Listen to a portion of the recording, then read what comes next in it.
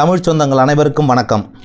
BNOS yoga and naturopathy doctor கோர்ஸுக்கு apply பண்ணிவிட்டு rank list எப்போ வரும், கவுன்சிலிங் எப்போ நடக்கும்னு எதிர்பார்த்து காத்திருந்த அனைவருக்கும் நல்ல செய்தியாக இப்போது ரேங்க் லிஸ்ட் வெளியே வந்துடுச்சு. அது மட்டும் இல்லைங்க, கவுன்சிலிங் டேட்டும் கூடவே சேர்த்து அனௌன்ஸ்மெண்ட்டும் பண்ணிட்டாங்க. Rank list, counselling schedule, counselling அப்போ கட்ட வேண்டிய ஃபீஸ் டீட்டெயில்ஸ், கவுன்சிலிங் ப்ரொசீஜர் மற்றும் BNOS கவுன்சிலிங் சம்பந்தமான அனைத்து சந்தேகங்களுக்கும் விளக்கமான பதிலை இந்த வீடியோவில் பார்க்க போகிறோம். வீடியோக்குள்ளே போகிறதுக்கு முன்னாடி நம்ம சேனலை இது வரைக்கும் சப்ஸ்கிரைப் பண்ணாதவங்க சப்ஸ்கிரைப் பண்ணிக்கோங்க. அப்படியே நான் போகிற வீடியோவை உடனுக்குடனே பார்க்க மறக்காமல் பெல் ஐக்கானை கிளிக் பண்ணிக்கோங்க. வாங்க வீடியோக்குள்ளே போகலாம். முதல்ல rank list, counselling schedule, counselling அப்போ கொண்டு போக வேண்டிய ஃபீஸ் டீட்டெயில்ஸ், கவுன்சிலிங் அப்போ கொண்டு போக வேண்டிய ஆல் ஒரிஜினல் சர்டிஃபிகேட்ஸ் டீட்டெயில்ஸ், இது எல்லாமே எங்கே பார்க்கலாம் அப்படின்னா தமிழ்நாடு கவர்மெண்ட்டோட www.tnhealth.tn.gov.in அப்படிங்கிற வெப்சைட்டில் இது எல்லாமே தனித்தனியாக அப்லோட் பண்ணியிருக்கிறாங்க. அந்த வெப்சைட்டுக்குள்ளே போனீங்கன்னா கவர்மெண்ட் கோட்டாவுக்கு தனியாக ரேங்க் லிஸ்ட்டும், மேனேஜ்மெண்ட் கோட்டாவுக்கு தனியாக ஒரு ரேங்க் லிஸ்ட்டும், அது மட்டும் இல்லாமல் ஸ்பெஷல் கேட்டகரிக்கு தனியாக ஒரு ரேங்க் லிஸ்ட்டும் விட்டுருக்காங்க. இந்த 3 ரேங்க் லிஸ்ட் கூடவும் சேர்த்து அடியில் தனியாக டென்டேட்டிவ் ஷெடியூல் அப்படின்னு சொல்லி கவுன்சிலிங் ஷெடியூலும், அதுக்கு கீழே என்னென்ன சர்டிஃபிகேட்ஸ் கொண்டு வரணும் அப்படிங்கிற டீட்டெயில்ஸும், அதுக்கு கீழே ஃபீஸ் டீட்டெயில்ஸும் கொடுத்துருக்காங்க. இது மட்டும் இல்லாமல் தனியாகவே கவுன்சிலிங் ஷெடியூல் அப்படின்னு சொல்லி தனியாக இன்னொரு லிங்க்கும் கொடுத்துருக்காங்க. மொத்தமாக 4 கொடுத்துருக்காங்க. முதல்ல கவுன்சிலிங் ஷெடியூல் அப்படின்னு பார்த்தீங்கன்னா வர்ற 23/9/2024 மண்டே மார்னிங் 7 மணிக்கு முதல் பேட்ச் ஸ்டார்ட் ஆகுதுங்க. அதிலிருந்து கண்டினியூஸாக 7 மணிக்கு ஒரு பேட்ச், 10 மணிக்கு ஒரு பேட்ச், 1:30 மணிக்கு ஒரு பேட்ச், 3:30 மணிக்கு ஒரு பேட்ச்னு கண்டினியூஸாக 5 நாள் ஷெடியூல் போட்டிருக்காங்க. ஃபஸ்ட்டு 3 நாள் கவர்மெண்ட் கோட்டாவுக்கும் அடுத்த 2 நாள் மேனேஜ்மெண்ட் கோட்டாவுக்கும் போட்டிருக்காங்க.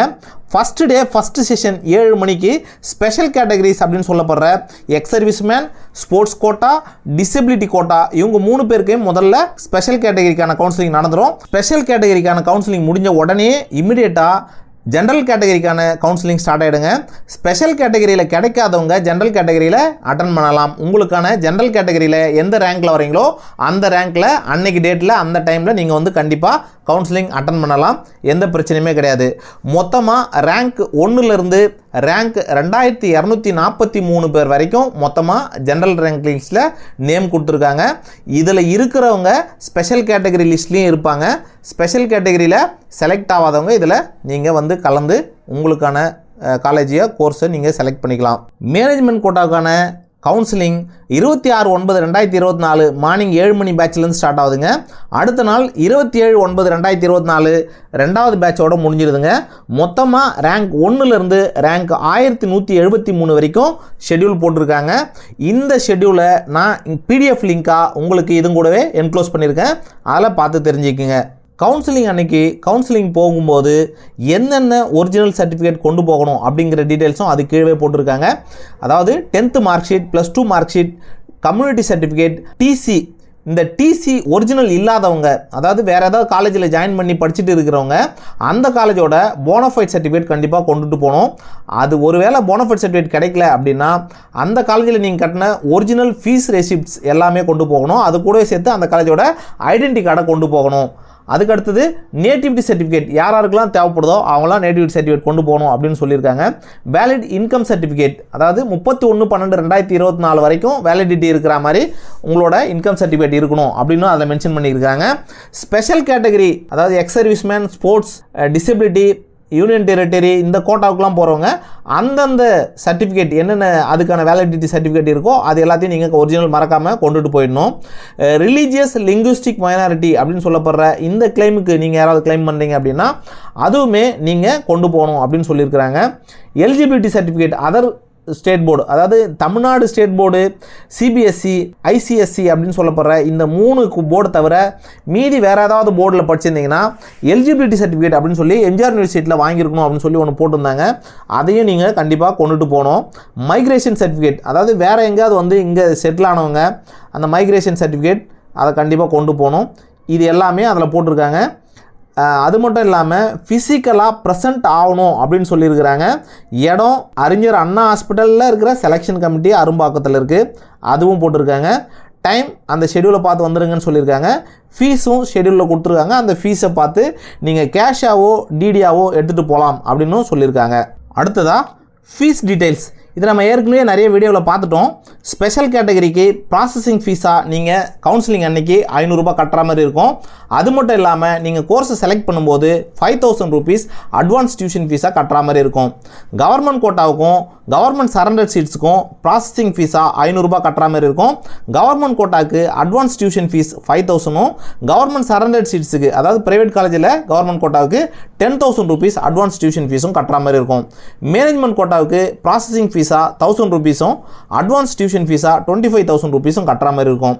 இதில் ஸ்பெஷல் கேட்டகரியாக இருக்கட்டும், கவர்மெண்ட் கோட்டாக இருக்கட்டும், கவர்மெண்ட் சரண்டராக இருக்கட்டும், ப்ராசஸிங் ஃபீஸ் எல்லாருக்குமே கம்பல்சரிங்க. அட்வான்ஸ் டியூஷன் ஃபீஸ் மட்டும் ஒரு சில ஸ்பெஷல் கேட்டகரி, அதாவது பிலோ 2.5 lakhs இருக்கிற எஸ்சி, எஸ்சிஏ, எஸ்டி, அது மட்டும் இல்லாமல் கன்வெர்டட் கிறிஸ்டியன்ஸ் இவங்களுக்கு மட்டும் ஃபீஸ் வந்து அட்வான்ஸ் டியூஷன் ஃபீஸ் நீங்கள் கட்ட தேவையில்லை அப்படின்னு சொல்லியும் போட்டிருக்காங்க.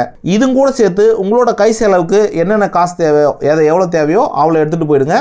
அது மட்டும் இல்லாமல் ஒருவேளை எஸ்சி, எஸ்சிஏ, எஸ்டி இவங்கள தவிர்த்து வேறு யாராவது நீங்கள் ஒருவேளை அப்ளிகேஷன் காஸ்ட்டு நீங்கள் அப்ளை பண்ணும்போது கட்டாமல் இருந்தீங்கன்னா அந்த 500 rupees இல்லை 1000 rupees கண்டிப்பாக இப்போ வந்து கேட்பாங்க.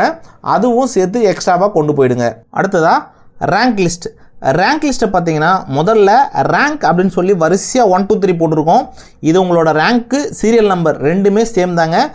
சீரியல் நம்பர் தான் உங்களோட ரேங்க்கு. ஃபஸ்ட்டு இருக்கிற காலமே கம்பல்சரி ரேங்க் லிஸ்ட்டு.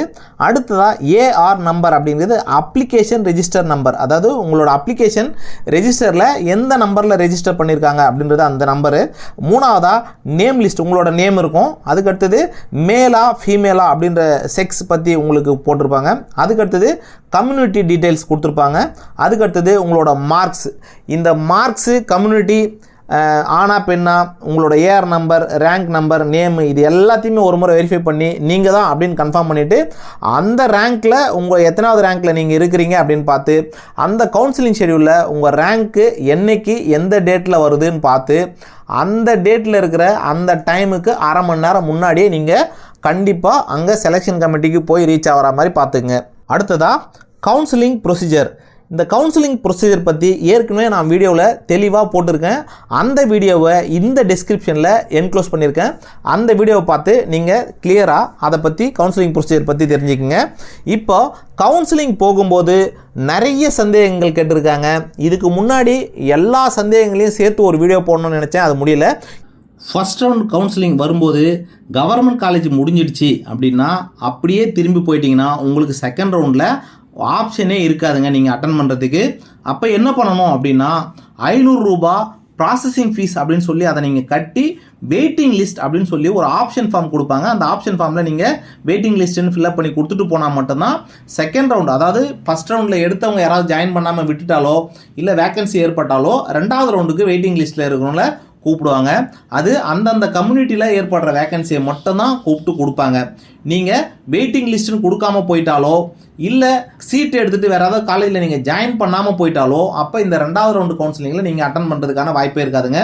ஒன்று காலேஜில் ஜாயின் பண்ணவங்க மூமெண்ட் அப்படின்னு சொல்லி முன்னாடி ஏற்படுற காலேஜ், நீங்கள் இதுக்கு முன்னாடி பார்த்த காலேஜில் வேக்கண்ட் இல்லாமல் போய் நீங்கள் வேறு காலேஜ் ஜாயின் பண்ணீங்க அப்படின்னா அந்த காலேஜ் உங்களுக்கு வேக்கண்ட் இருக்கும்போது நீங்கள் மூமெண்ட்டில் முன்னேறி போகலாம். அப்படி இல்லைன்னா வெயிட்டிங் லிஸ்ட் கொடுத்துருந்தீங்கன்னா நீங்கள் உள்ளே வரலாம்.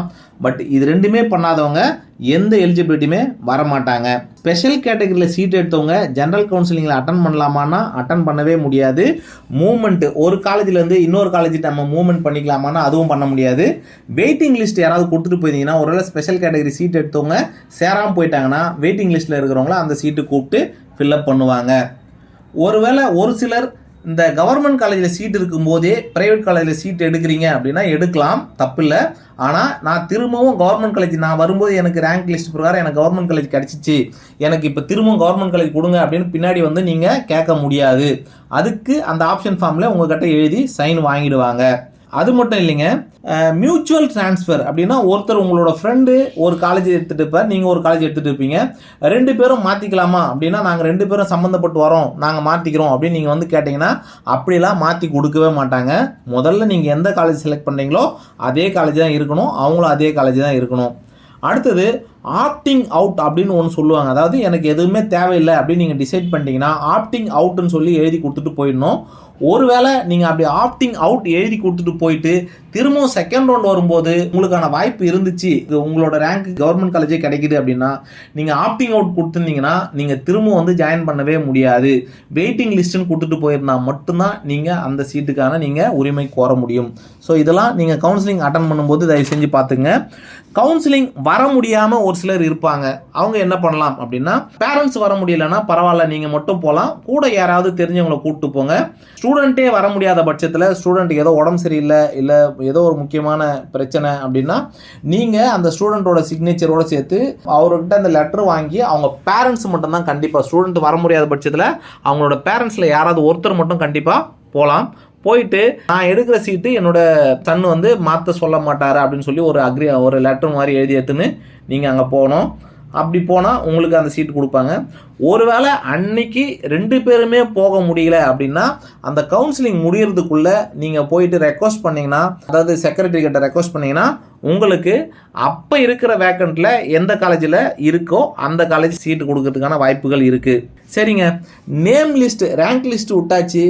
நேம் லிஸ்ட்டில் என் பேரே இல்லை அப்படின்னா என்ன பண்ணணும் அப்படின்னா, நீங்கள் சரியான டேட்டுக்குள்ளே அப்ளை பண்ணி அது அங்கே சரியான டேட்டில் ரீச் ஆயிருந்துச்சுன்னா உங்களோட ரேங்க் லிஸ்ட்டில் உங்களோட நேம் இல்லை அப்படின்னா நீங்கள் வந்து கவுன்சிலிங் ஃபர்ஸ்ட் டே அன்றைக்கி செலெக்ஷன் கமிட்டியோட செக்ரட்டரியை பார்த்து ஒரு லெட்டர் எழுதி நான் இந்த டேட்டில் கொடுத்துருந்தேன், இந்த டேட்டில் வந்து அப்ளிகேஷன் ரீச் ஆயிருக்கு, ஆனால் என்னோட ரேங்க் லிஸ்ட்டில் அந்த பேர் இல்லை அப்படின்னா உங்களோட நேம் லிஸ்ட் ஏன் அதில் வரல அப்படின்றதுக்கான காரணத்தை சொல்லுவாங்க. அப்படி இல்லை ஒருவேளை மிஸ் ஆகிடுச்சு இருந்தால் அப்போ உங்களோட நேமை சேர்க்கறதுக்கான ஏற்பாடுகளை பண்ணுவாங்க. கவுன்சிலிங் பற்றின இது போன்ற வேறு ஏதாவது உங்களுக்கான டவுட்ஸ் இருந்தாலும் கமெண்ட் செக்ஷனில் மறக்காமல் கமெண்ட் பண்ணுங்கள். என்னால் முடிஞ்ச வரைக்கும் உங்களுக்கு நான் ரிப்ளை பண்ணுறேன். உங்களுடைய கனவுகள் அனைத்தும் மெய்ப்பட என்னுடைய நெஞ்சம் நிறைந்த வாழ்த்துக்கள். நன்றி.